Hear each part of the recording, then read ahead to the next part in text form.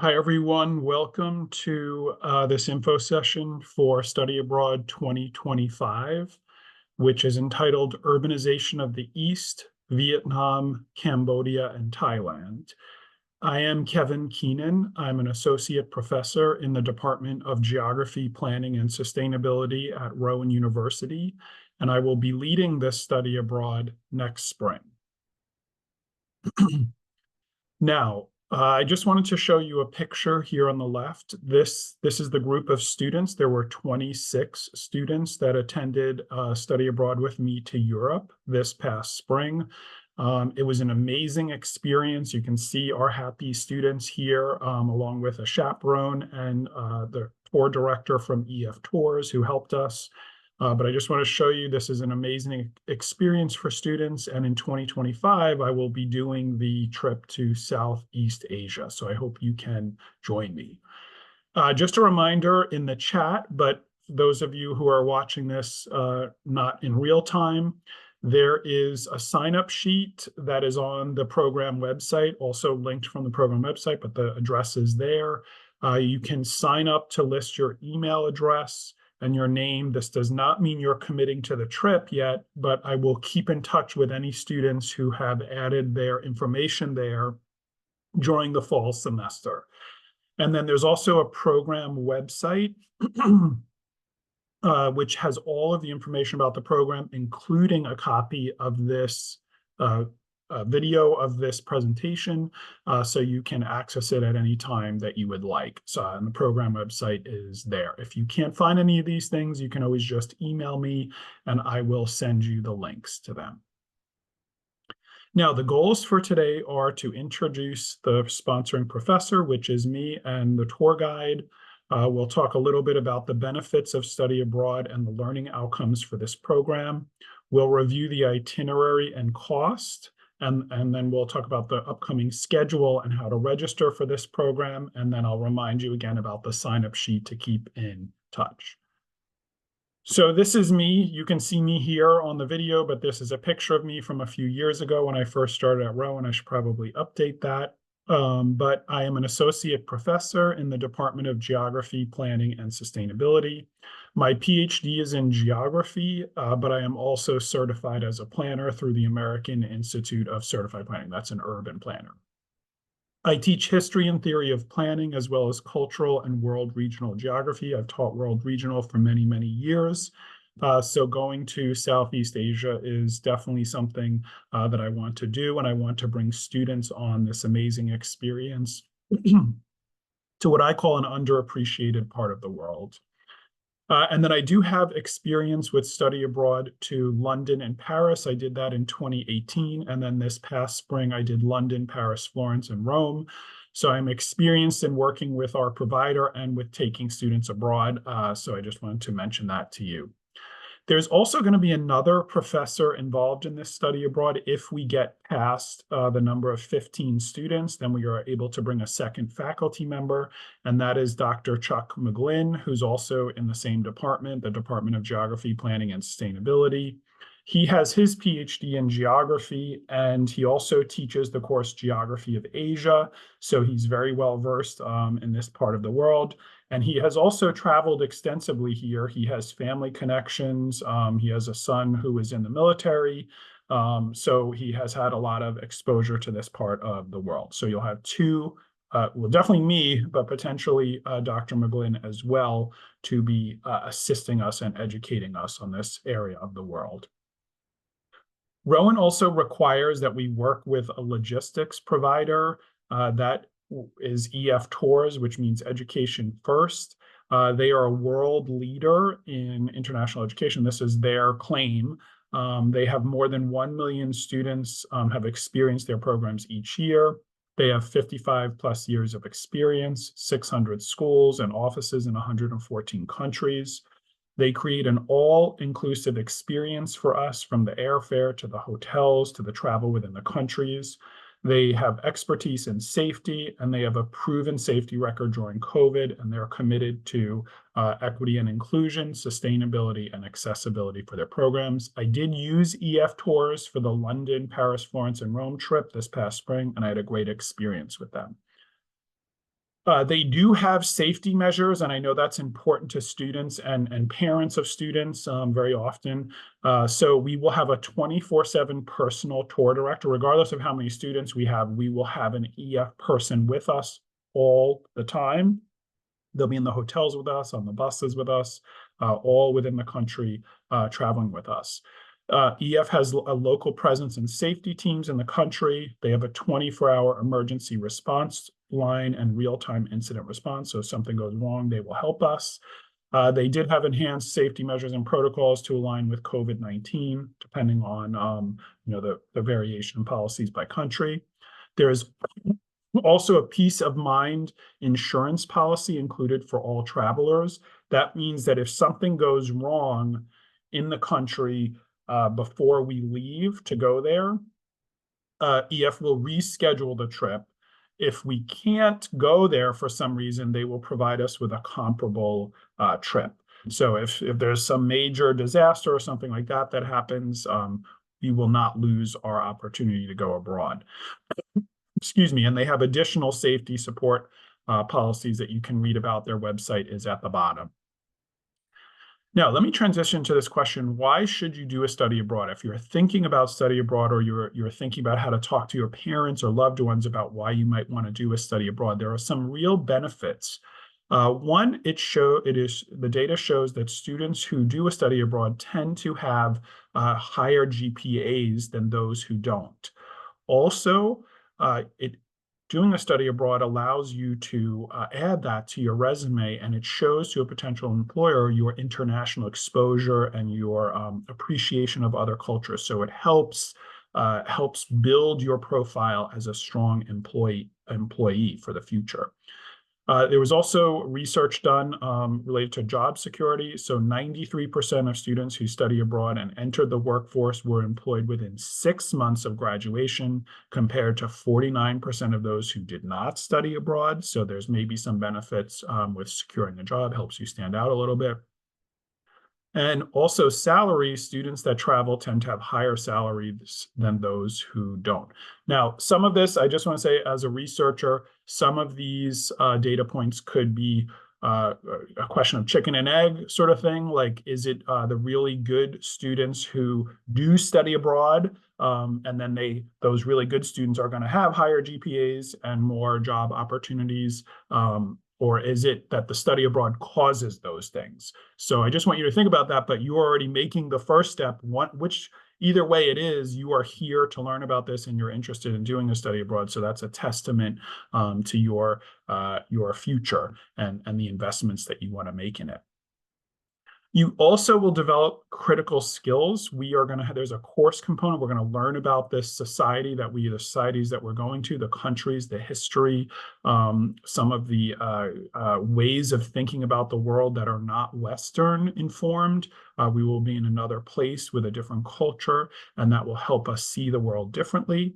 You will have international exposure. I remember to this day the first time I went abroad, and I think it's really impactful for students. The ones who went to London, Paris, Florence, and Rome this past spring really told me and really emphasized how amazing the experience was for them. You'll remember it for the rest of your life. So I really encourage you to try to do study abroad while you can as a student. So when and where are we going? This is sort of the next important question. We are going to be leaving for Southeast Asia on the 15th of May, 2025. That's right after commencement and Mother's Day, right in the middle of the month of May. And we'll be returning at the end of the month. So to get all the way over there, to have the experience in the different countries and cities, and then returning, it'll take us about 11 to 12 days abroad. So where are we going? 3 countries, Vietnam, Cambodia, and Thailand. The first one, well, actually, I should say there are 3 cities that we are going to: Ho Chi Minh City, Siem Reap, and Bangkok. Those are the 3 major metropolises that we will be visiting.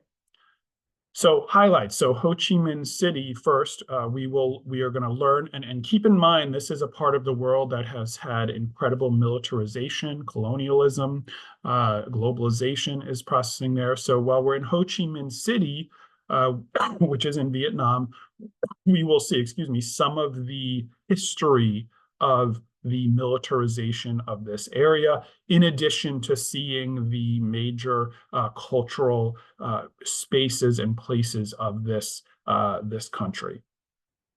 Then we will go to Siem Reap in Cambodia.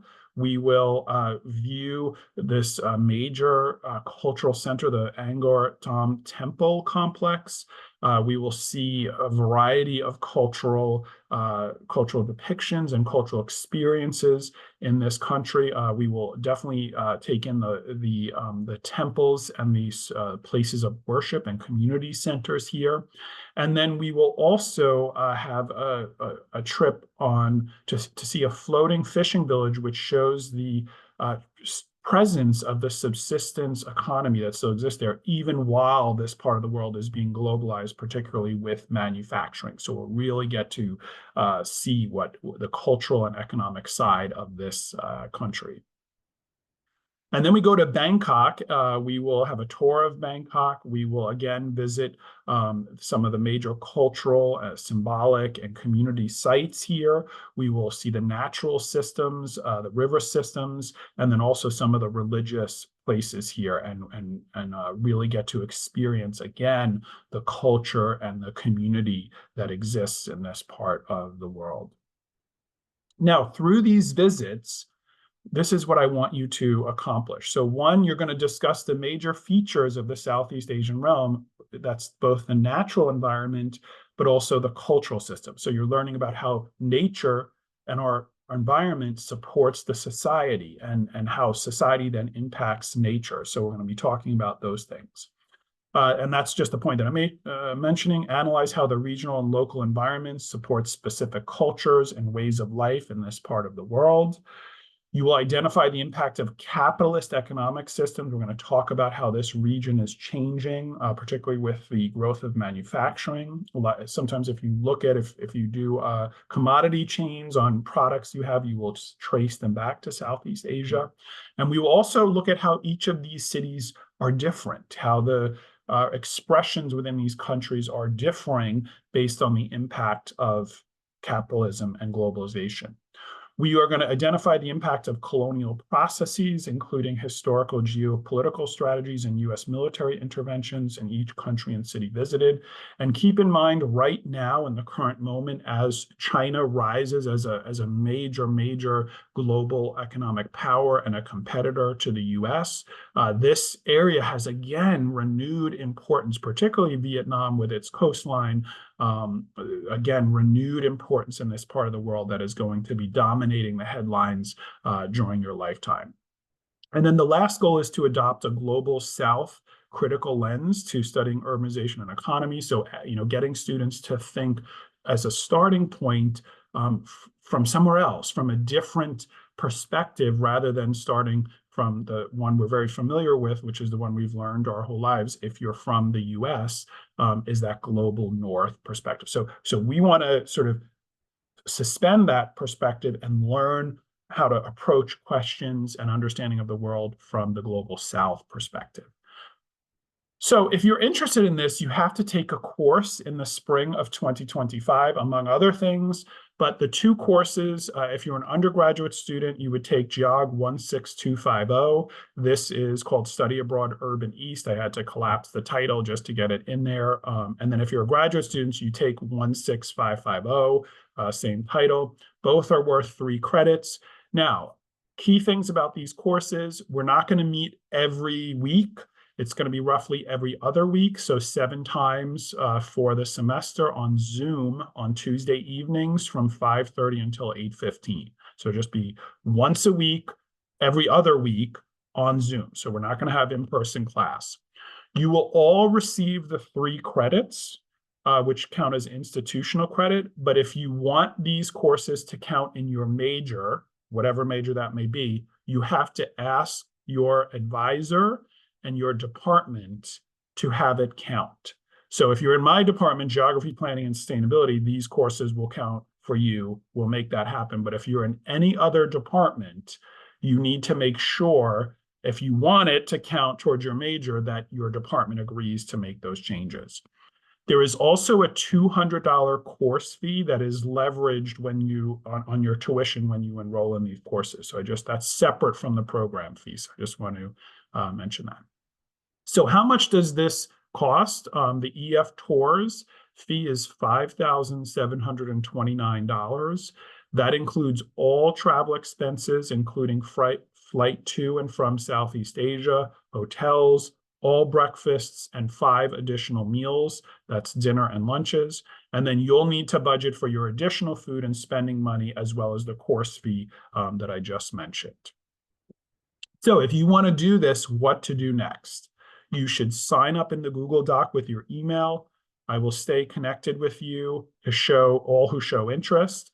Signing up does not mean you're committing to the trip right now. It means you will receive announcements from me in the fall and over the summer regarding how to formally enroll and keep you up to date. There's going to be a study abroad fair. You can come to the fair and meet me in person.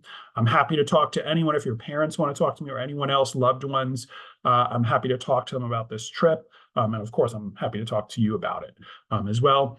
You will have to complete Rowan's application by November 1st. And that's in the Education Abroad office. Laura Kaler is the one who will be working with you on that. But that's not me. That is done through the Education Abroad, and you must do that by November 1st of this year. And then the last thing I'll mention is we have time for questions here, but there's also a Google Doc, which are standard frequently asked questions for study abroad. A lot of these came up in the previous study abroad I did this spring. But if you have any questions you want me to answer, put them at the end of this document. It's an editable Google Doc. I will go in and I will answer your question on there. And then your question's most likely relevant for everyone else, so everyone will see the answer to these questions. Now, I want to end by saying I am so joyful at the study abroad that I just had with 26 students from Rhode. It went amazingly. The students were so good to each other. They were taking care of each other. They were excited. They were absorbing everything. And I hope you have that same experience in Southeast Asia. I know that we will. And I am happy to answer any questions and work with you to make your travel to this part of the world a reality. Thank you, and I look forward to talking to you soon.